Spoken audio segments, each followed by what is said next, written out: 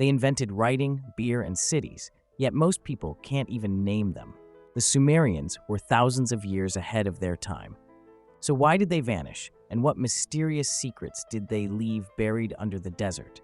Long before the pyramids, before Rome, Greece, or even Egypt, there was Sumer, a strange and brilliant civilization that rose from nothing in the middle of ancient Mesopotamia. Here's the real question. How did a bunch of people living in mud-brick cities over 5,000 years ago figure out how to run an entire society without copying anyone else?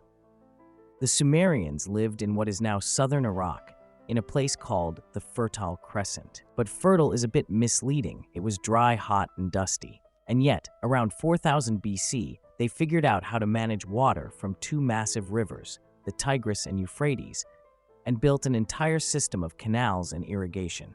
They built cities like Uruk, which some historians call the first real city in human history.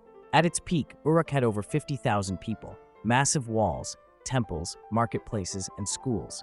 Yeah, you heard that right, schools. Sumerians had tablet houses where kids learned how to read and write cuneiform, the first true written language in the world. Before the alphabet, before hieroglyphics, before anything. They were also deeply spiritual. They believed gods controlled everything, from floods to crops to human destiny.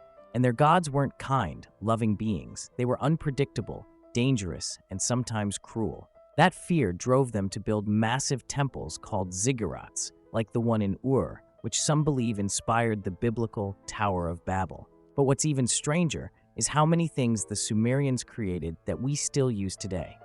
They had a number system based on 60, which is why an hour has 60 minutes. They divided the circle into 360 degrees. And yet, despite all this brilliance, by around 2000 BC, the Sumerians were gone. This is where it gets weird. Sumer wasn't wiped out by some massive war or disaster. Instead, they were slowly absorbed by their neighbors, by new languages, by changing tides of history. How did they develop writing from scratch? Why do their myths line up with later religious texts? And how much of their knowledge was lost forever when their libraries were buried? The Sumerians may be gone, but their fingerprints are all over our world. And while we've uncovered thousands of clay tablets, most of them still untranslated, still waiting, still hiding who the Sumerians really were and what else they left behind for us to find.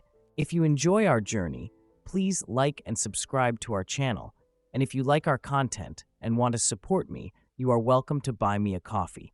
The link is in the description box below.